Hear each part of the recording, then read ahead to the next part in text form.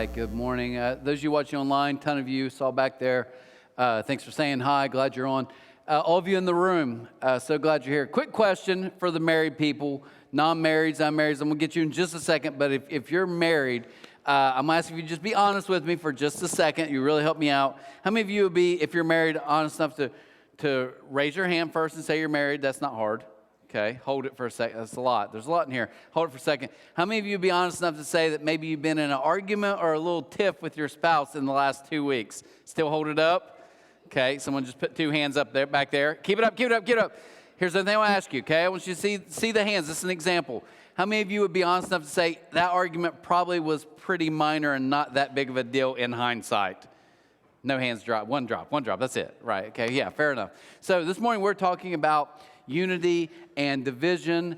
And as we talk about this, give you guys a little flashback. I've been doing this for a long time, since I was 18. And I'm 45 now, so you can do the math. And I'm like 19 years old, and I'm talking to my past mentor, and I'm like, somebody wants to get married, and they're asking if I can do it. So I don't know the rule. I'm like, can I marry people? And he's like, sure, yeah, you just got to do this, get a license, blah, blah, blah. Okay, so I do it, right? And he said, but you need to give them marriage counseling. Now, this is awesome. I'm basically 19, 20 years old, never been married, and I'm going to sit with a couple and tell them how you should be married. So I literally gave marriage counseling to a couple. Well, I didn't know what I was doing, so I tried to find books. Back then, pre-internet, you young kids, I know can't fathom that, but you're like trying to search books and find stuff. And I found this one marriage counselor I thought was really good, and he said, you want to talk about the big four, and that was money, family, bad habits, baggage. That's the big four. So I was like a rock star for a few years. I'd just be like, look, you guys, if you handle the big four, marriage will be great. Then I get married, right? I've been married for 24 years now. 24 years just 2 weeks ago. And I've learned in 24 years of marriage, it's not the big four. Now, they can blow up some stuff. It's not the big four. You know what it is? I learned after 21 years of marriage, my wife's in here, that I chew wrong. Can you believe that? I chew food wrong. I chew it too loud. It's obnoxious. She can't handle it. And it gets so bad. Our kids are out of the house now. They're both in college. It is so bad. I kid you not. Sometimes we're eating at the table, and I am so self-conscious. I'm just like a rabbit. I'm eating like a rabbit. And she'll be like, you chewing screws over there? Or she always has some comment, you know. I didn't know that cereal was made of bolts and screws. I'm like, I'm trying. Now, in defense of her, we were walking yesterday. I said, hey, I'm going to take the gloves off a little bit, so let's talk about the things that annoy us. And I was getting ready to say, something I think that, it's little and funny, but it annoys me. And before I did, she was like, well, you're chewing. I'm like, okay, I was already going to talk about that. As we're walking, she was like, and how come we have a dirty clothes, hamper, like a basket, but you like to throw your clothes 1 foot in front? You could take one more step and drop it. I'm like, okay, duly noted. I get that. And she's like, and, when I cook and the food's hot the way it's supposed to be because it came out of the oven, it's too hot. I need mine colder. Well, you want me to cook it? You want me to freeze it? What do you want me to do? My point is, she got into about 4 of them, and I was like, that's enough. We're good here. I get it. And all joking aside, the point of it is these little tiny things that can make a huge difference. I'll show you this graphic I thought was funny. This guy said, the longer my wife and I are married, the more annoying she says I am, and the more crime TV she's watching. Those two can't be related. Now, I'll tell you the scary part from my wife who does this, she's taking notes. I used to think it was entertainment. She's like, oh, that's a good way to get away with that. So anyways, now, why am I telling you all of this stuff? Jesus, we're in this series, Want to Get Away, in John 17. Chapter 17, just so you know, is a prayer of Jesus. It's a pretty long prayer, and he's getting ready to die and go to the cross, and he knows that they don't fully get it. Anyways, he prays for, in my mind, 4 kind of distinct things. And the first is he prays that we would have life and full life. And I could get behind that. Aaron's going to talk about next week. He prays about worship, what that really means. That we would be worshiping. Okay, I can get behind that. And then the week before Easter, I'm going to talk about love, the way of love. And I think that's kind of the basis of everything Jesus did. But if I'm honest, I was struggling a little bit this week because it's on unity, right? Unity. Oh, gosh. You guys are like, I came for unity? Come on. But what hit me is in this chapter 17, he mentions unity like 5 or 6 times. He keeps coming. Even when he's talking about life and love, he's like, be unified. I want to be united. And you're like, why in his last prayer, when he's probably saying the most important stuff, why is he so much about unity? Well, if we flash back just a few chapters before in the book of John, Jesus said this. He said, the thief's purpose is to steal and kill and destroy. My purpose is to give them a rich and satisfying life. The enemy's, the thief, the enemy, his purpose is to destroy you. I want you to hear this.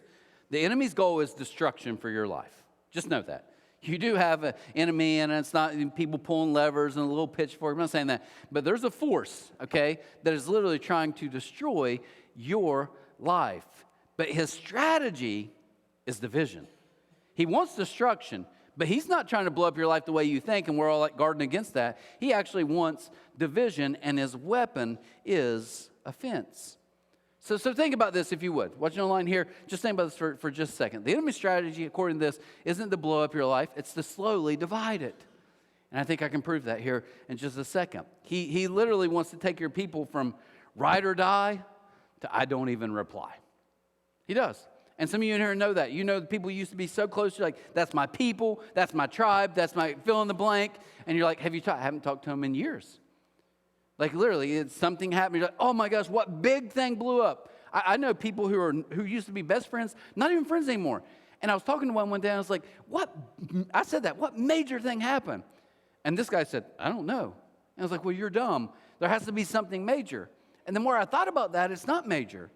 What he's saying is probably multiple little offenses caused division, and when it did, there's destruction. The weapon will be defense.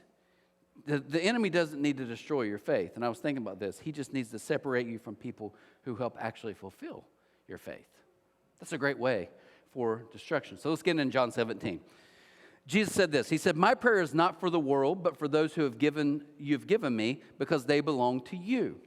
Okay, so he's talking now to his followers, which we could probably say is us as well. All who are mine belong to you, and you have given them to me, so they bring me glory. Verse 11, now I am departing from the world. They are staying in this world, but I am coming to you. And here's the prayer underlying my Bible. Holy Father, you have given me your name. Now protect them. Wait a minute, protect? Yeah, because things are getting ready to go south. Protect them by the power of your name so that they will be united just as we are. They will be united just as we are. Destruction comes from division, back to John 10, but life comes from unity. Think about that. Destruction, the plan to destroy anything, Abraham Lincoln wasn't the first to say it was Jesus. A house divided will be ruined. And Jesus is like, that's why I want my followers, my church, my people, I want you to be uniform? No. All of you are beautiful in here. You're created different. You got different views. You got political. Oh, cool. But he said, I want you to be united under a banner that's way bigger. That's what he wanted for us. Now, it really does stink to be in my family. And I'm going to tell you why if you're my wife, my daughter, my son, or my parents or my 2 brothers. Because I never ask for any permission. And I just say sometimes horrible stories about them. And it's like, how come they don't get to tell stories about you? Because I've got the mic, right? They don't got no mic. I can say what I want. But here, I do. And I was even thinking about it. Sometimes like I'll tell stories about my parents and kind of laugh and make fun. But I'm like, I don't ask them.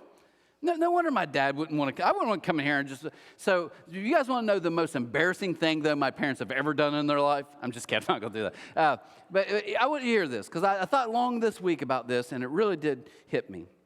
My parents, many of you maybe know them.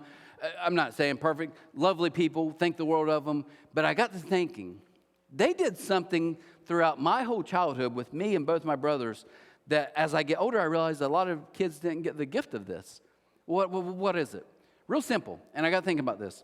We grew up out in the country, kind of, backwoods. They got married young, had kids young, financial, all this stuff. But something they never did, and I didn't realize what a gift this is.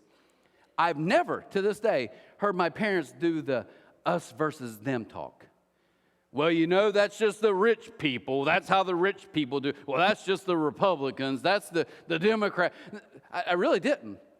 And if you think about this, political, it's always like, pick a side. Racism, right? As horrific as it is, it's pick a side. I've been around that stuff. I've seen that stuff. But my parents, it's like I've even heard people around in the circles say this stuff. But then I look at my parents, never once. They don't do that. And I realize they actually are probably closer to Jesus than a lot of people who are like, oh, we're church people, because they got it. We don't pick sides all the time. Never heard as a kid. Never, oh, well, that's just those people. I didn't. And it's actually kind of a gift because they realize like in Jesus' life, people are always trying to do this. They'd be like, now listen, there's the Samaritans. They're kind of the half-breed, half-Jews, Gentiles. We don't like them. There's the Gentiles. They're the worst. Tax collectors. Everybody hates them. And then there's the Jews, who you probably should like Jesus. Now, pick a side. They do it all the time. Throughout Jesus' life, they're like, which side are you on? And he either ignores it or gives them a third way, or just, it's like, I will not pick a side. You know why he didn't pick a side?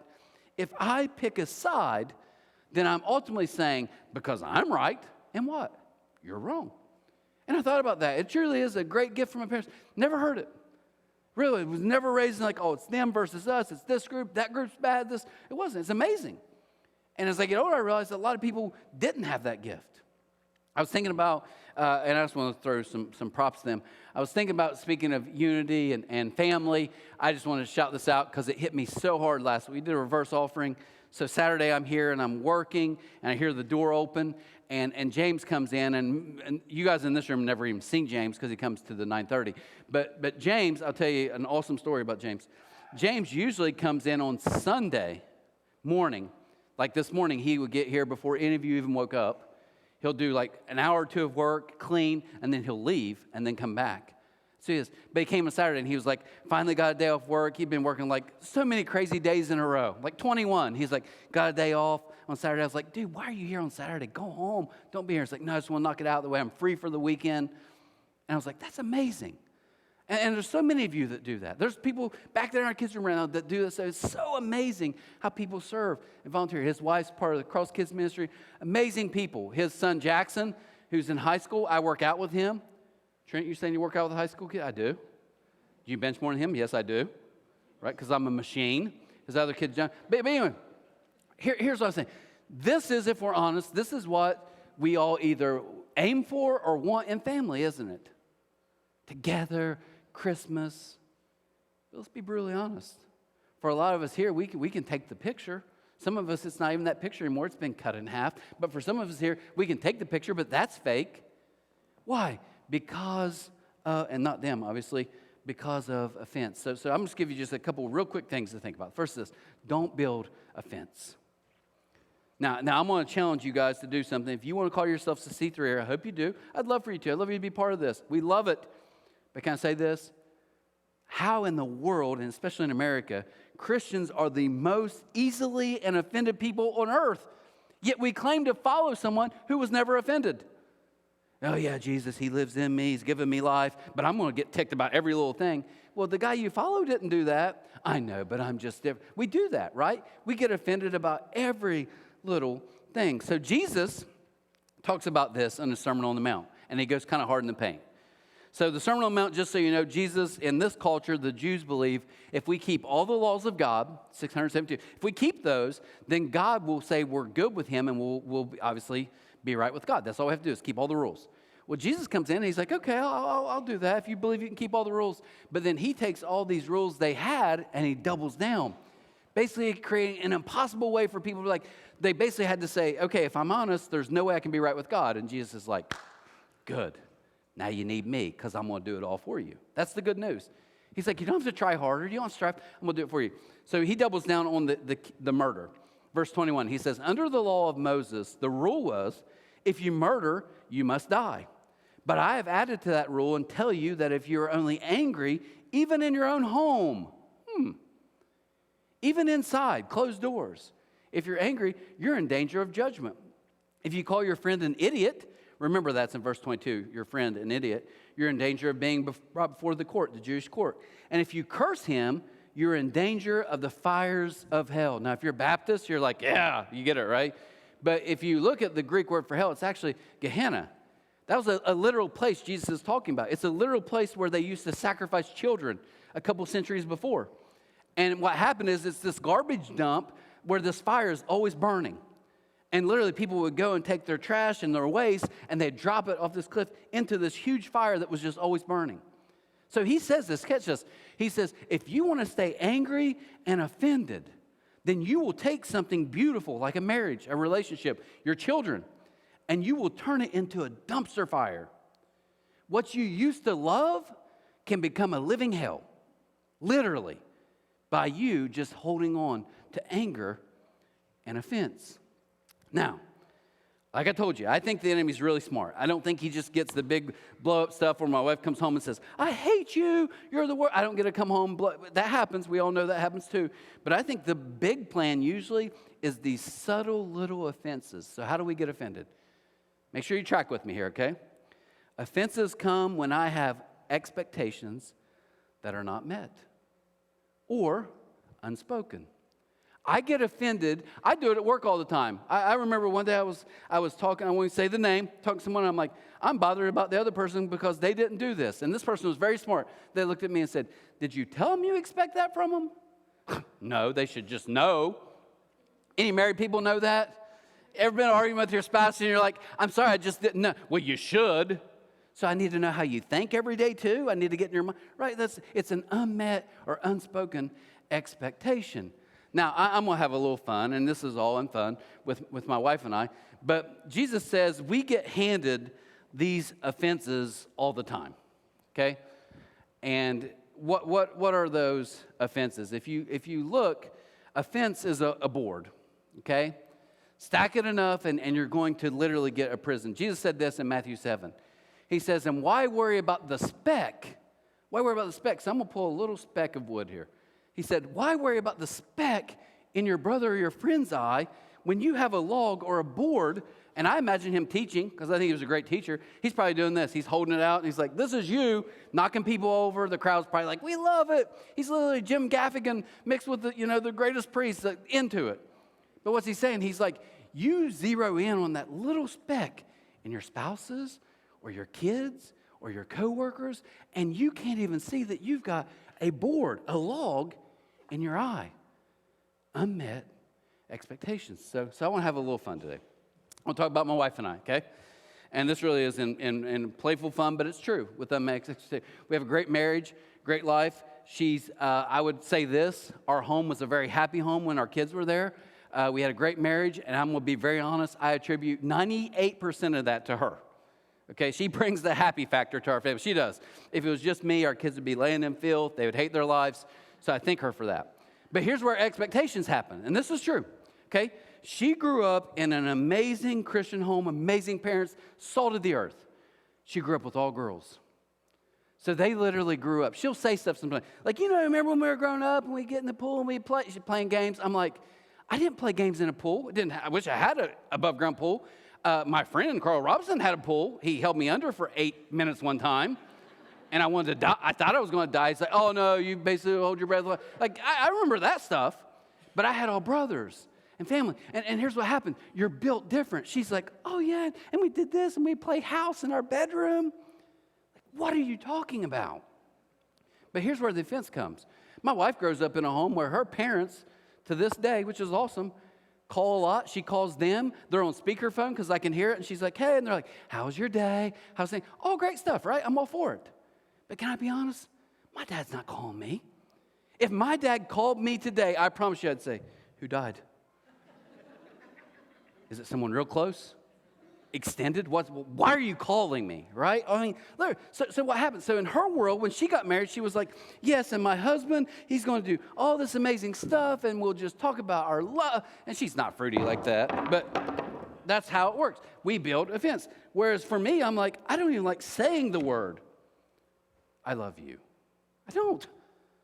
I know some of you are like, you're awful. I get it, right? But that's an offense. Her expectations versus mine. But there's more to it. Right? I've learned this. In my family with brothers, I always say this, I give her a hard time, but again, family's amazing. I say it's like the Christian version of the Brady Bunch is how I picture her growing. I wasn't there. That's how I picture it, though. Now, my childhood, I picture more like Saw 3, okay? Like the rough scenes. That's probably the everyday kind of how that flows. Okay, so here's another thing that happens. When you grow up with all brothers, you handle your business. And what I mean by that is we fought, not argue, not, oh, I'm mad at you. Like, we fought a lot. But here's the beauty. If I'm mad at my brothers or mad at me, we take care of it. We'll step outside. We don't have to step outside. Let's fight in the room. It doesn't matter. Like, there's going to be a fist fight. Well, what's the expectation? We get married, and I'm used to people just saying whatever they think.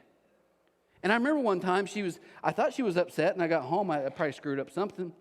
And I said, are you doing okay? And she said this on the couch. She said, I'm fine.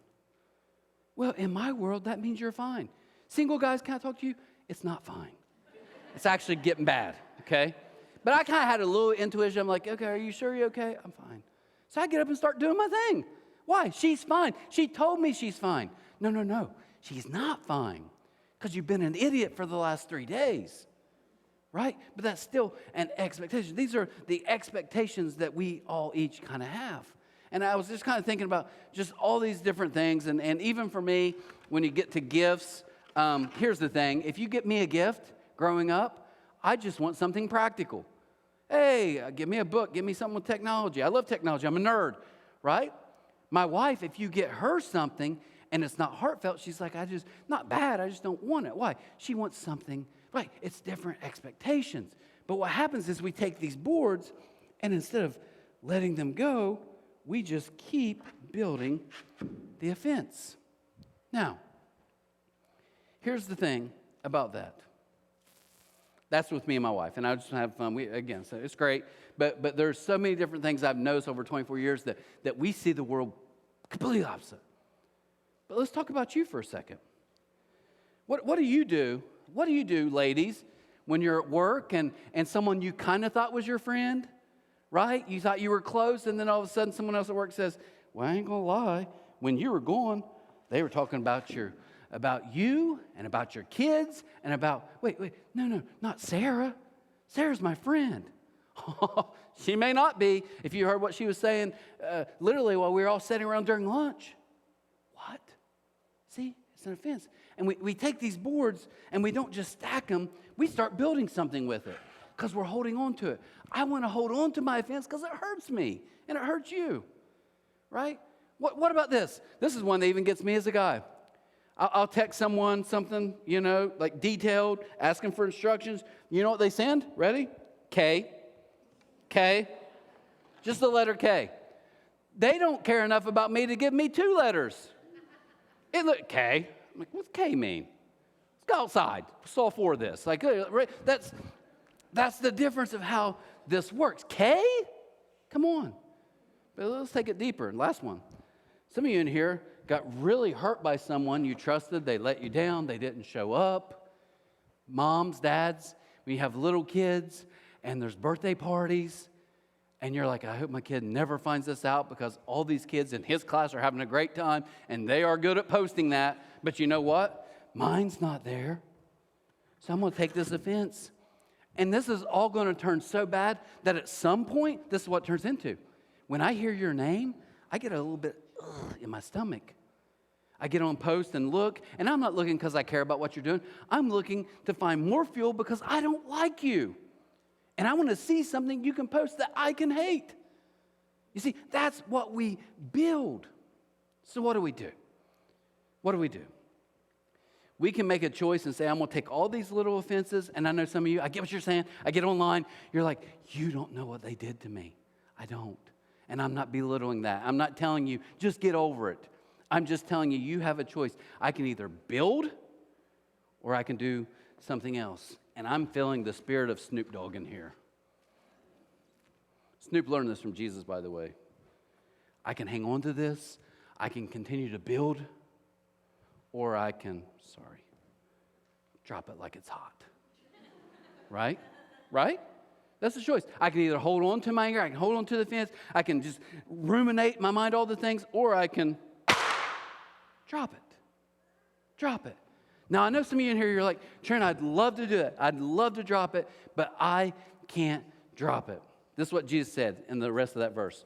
He said, 23, so if you're standing before the altar in the temple, offering a sacrifice to God. Wait a minute, Jesus. A sacrifice in this time period with the Jews in the temple was the way you got right with God. It's the way I got my sins forgiven. That's very important. He says, and suddenly remember that a friend has something against you. What? Leave your sacrifice there beside the altar and go and apologize and be reconciled. And then come back and offer. Wait, Jesus, you're telling me even the most important relationship with God, I should put on hold? Drop what I'm doing, even for God, to make things right with people? Yes. Yes. Come to terms quickly with your enemy before it's too late. Scott, keep that for a second. This blows my mind. Guys, this is so good. Verse 22, Jesus says, you're a friend. And by verse 25, with all this anger and issue, he's already turned into come to terms with your, wait, Jesus, I thought we were talking about our friends and our family. And he's like, if you don't get this, guess what happens? In 2022, verse 22, in 2022, we were best friends. We were a loving family. In 2025, you know what we are? Literally enemies. How did it happen? What big thing happened? Nothing. Just a ton of little offenses. We were friends in 2022, 2021, and now we're literally enemies. So, here's what I want to help you guys with today, okay, as we close. I can build a wall with my offense. I can. And if I'm honest, and this is why we all do it, this is why I do it. When I get hurt or someone hurts me, I start stacking the offenses and I build the wall, because if I'm real honest with you guys, I believe this is happening. I believe that I am literally separating myself from you. And sometimes you need to do that. But I believe what I'm doing is I'm holding out. I'm not going to let you do this to me anymore. And I think what I'm doing is protecting myself. And really, I'm trapping myself. See, I think what is protection, and this is so good, is actually a prison that I've created by myself. Because I have created division, literally, from offense with other people. I don't treat them the same. I don't act the same. It messes with me personally, mentally, spiritually, all because I've stacked the offenses. A guy wrote this down, and I thought it was so good. He said, offense is an event. Offended is a decision. And I love this. I want you to think about this. Offense is an event. Being offended is the decision I have to make. And if you think about this today, that means this. People are going to hand me all throughout my life offenses. They do it all the time. I was walking in this morning at the 9:30. I was walking in, and a little kid was standing there. He said, you speaking today? And I was like, yeah. He was like, try not to screw it up like last time. And I'm like, whatever. And I woke up and I'm like, did I screw up last time? Was it right? Like, you get handed these all the time. He's joking, but you get handed. Sometimes they're even joking, and you take it so. So here's the choice, though.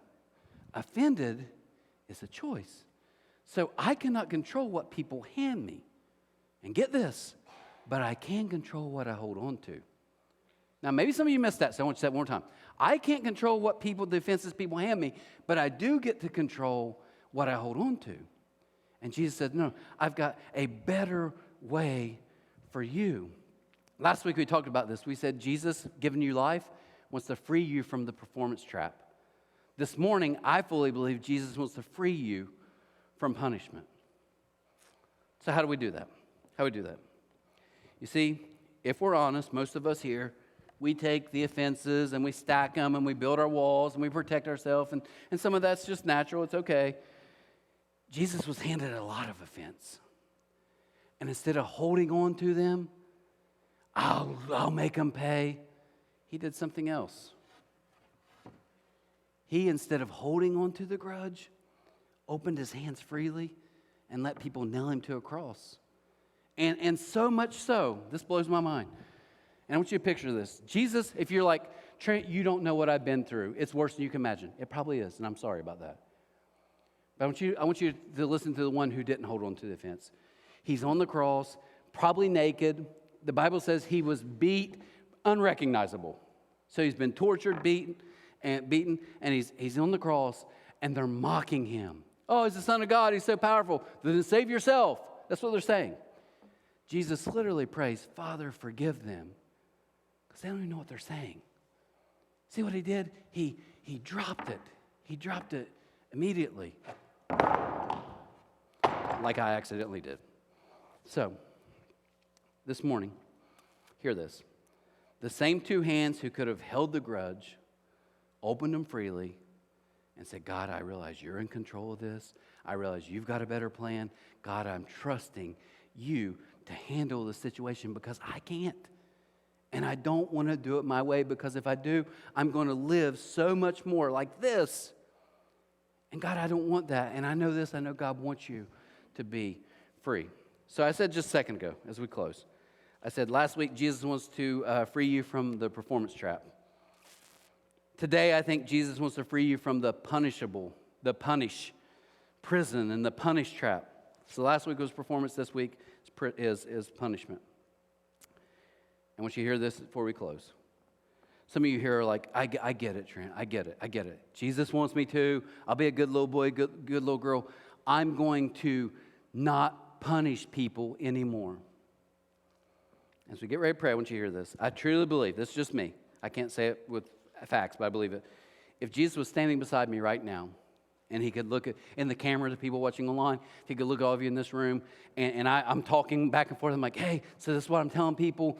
I'm telling them to drop it so they don't have to punish anymore. And he would smile at you guys because he knows what all of you are thinking. You're right. I don't need to punish anybody anymore. And Jesus, I think, would smile, maybe laugh, and he would say, that's not what we're talking about. I love you so much, I don't want you to keep punishing yourself. It's not that you're punishing other people. It's the fact the whole time you think you're punishing other people, you're literally here in a prison punishing yourself. And he said, I came and died so you could be free, so you could drop it and let me handle it. That's the beauty of unity. Do we have to agree? Do we have to agree politically? Do we have to agree on sport? No, you don't have to agree on anything. You don't have to do that. But what we do say is, I'm not going to try to divide my relationship with you over little offenses. I'm going to drop them. You know, the happiest marriages are the people who learn to drop offenses quick. You know, the best loving homes with children are the people who learn to drop offenses quick. You know, the best work environments is when I can walk in and say, Alicia, Aaron, I'm sorry, I screwed up. I shouldn't have said that. You know me, I'm intense. And they can drop it. That's the beauty. So today, Jesus is saying, I'm not trying to free you from not punishing other people. I'm trying to free you from punishing yourself. Don't do it. If you would join for a second, we're going to pray for just a moment. If you would just close your eyes out of kind of respect for everybody else here, because I'm going to ask you to do something a little different this morning. Before we pray, and Father, we do thank you so much for this amazing group of people, for the generosity of so many people, for you giving us life and freedom. God, we thank you for that. We celebrate that today. But I'm going to pray, God, today specifically for some people in this room, maybe watching online, who are trapped. They are literally in a mental prison right now. And God, I know they've been hurt. I know it's not easy. I know it wasn't tiny. And the whole time they're hearing these small boards, they're like, okay, God, but my offense was huge. He left me. Only to find out you go down the line. Play it out as bad as you need to be. God, I get it. But I pray this morning that we would realize in your lowest, darkest moment, your son gives us this amazing example of just dropping it. And he's not dropping it because it doesn't matter. God, your son didn't drop it because it doesn't hurt at all. All those things were completely true. But he dropped it because he knew if he didn't, he'd never be free. Pray today, God, for people in this room, people watching that need freedom from you. So this morning, before we close, and no one's looking around, if you're struggling today, and they offended you, and I get it, and it was maybe way bigger than anything I've talked about, I'm going to ask you today, right if you would, stretch your hand and say, True, can you pray for me? Can you pray for me? Thank you. Everyone, thank you, guys. Thank you. Thank you. Some of you don't even, you're still so hurt, and you're like, I can't raise my hand. That's okay. Still praying for you too. Father, I pray today. I pray you help us to drop it. I pray that the same forgiveness we want from our spouses and our kids and our coworkers when we mess up is the exact forgiveness we are called to give. So today I pray we quit holding on to little offenses, little comments, little things. And God, here's the worst part of all this. We can have so many good moments in a day or a week, and all it takes is one little comment to derail us, to get us upset, to hurt our feelings. And you say, drop it, because I want you to be free. And I want you to have life and joy, and that's all the things you came to give us right now here on earth. God, I pray you help those people to physically, in their mind, to drop it. They may have to come pick it up and drop it again tomorrow, and pick it back up and drop it again the next day. But help them get in the habit of dropping these offenses so we can be free in you. God, the greatest freedom today is not that we don't have to punish other people. It's simply that we don't have to keep punishing ourselves. Thank you for that freedom. We ask these things in your son's name. Amen. Guys, hope you have an amazing week. Love to see you